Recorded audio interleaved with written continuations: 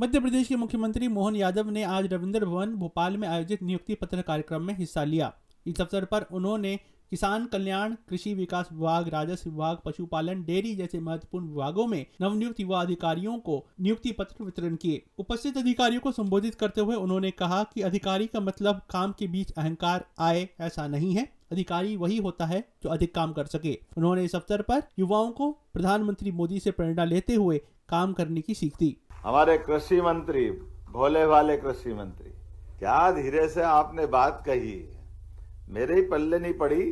मैं ये पूछ रहा कि कृषि अधिकारी आए कहाँ से, तो आपने कहा वो ग्रामीण कृषि विस्तार अधिकारी का पहले पद था। और पहले क्या कहते थे इनको, क्या कहते थे? अब बताओ कहाँ से कहाँ पहुंच गए। लेकिन कोई बात, हमारे लिए अधिकारी का मतलब कोई और होंगे जो अधिकारी का मतलब अहंकार से मन लेकर के कुर्सी पे बैठे।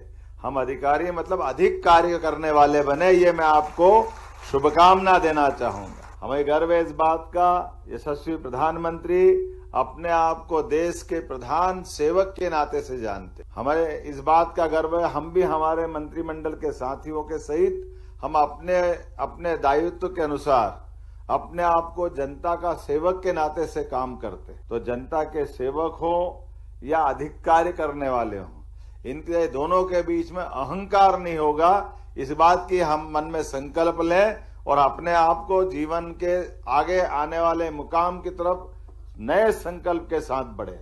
एक और मंत्री बैठे हैं, श्रीमान लखन पटेल जी। मैं लखन पटेल जी, लखनलाल तो अलग प्रकार के थे, लेकिन आपके काम बलराम से कम नहीं है, जिस प्रकार से अपने काम को अलग से अंजाम दे रहे हैं। हमारी सभी गौ माताएं, हमारा संकल्प है कि सड़कों पे लावारिस नहीं घूमेगी और अपने जीवन में हमारे अपने इस प्रदेश के अंदर, यद्यपि दूध उत्पादन के लिए पूरे देश के अंदर मध्य प्रदेश का तीसरा स्थान है, 9% की हम दूध की उत्पादन क्षमता के बलबूते पर दुग्ध उत्पादन में हम अपनी गिनती कराते हैं।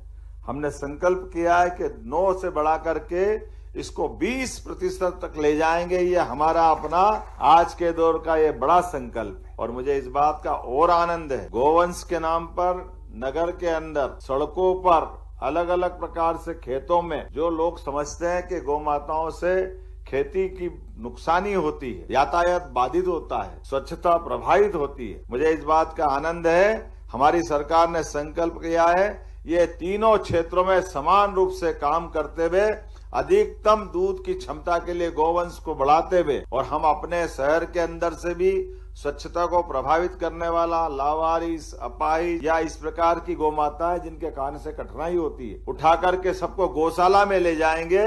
हमारे अपने बीच में से ये बड़ा संकल्प है। भोपाल जैसे स्थान सहित सभी बड़े नगरों में 10-10 हजार की गौशालाएं खोल करके इस संकल्प के आधार पे हम आगे बढ़ रहे हैं। और जिनके घर गाय वो गोपाल, और जिनके घर गाय का कुल वो घर घर गोकुल। तो जब अपने देश में भारत की पहचान ही दूध और दही की नदियों के माध्यम से जानी जाती थी, तो हम तो ये मान के चलते कि आज के समय में जब सर्वानुकूलता बढ़ रही है तो दूध उत्पादन और दूध से जुड़े हुए उत्पाद क्यों नहीं बढ़ना चाहिए। हमारे कृषि से जुड़े हुए सभी किसानों की आय बढ़ाने में सबसे बड़ी भूमिका दूध उत्पादन की। मैं मानकर चलता हूँ कृषि तो हमारे लिए लाभकारी है ही, लेकिन कृषि की आय आने में 3 से 4 महीने का समय लगता है। लेकिन किसान के हाथ में रोज पैसे रखने के लिए गौ माता का ही तो सहारा रहता है, दूध उत्पादन का तो सहारा होता है। तो हम जब किसानों की आय बढ़ाने के लिए आगे बढ़ रहे हैं तो स्वाभाविक रूप से हम दूध उत्पादन को बढ़ावा देंगे। राष्ट्र सर्वप्रथम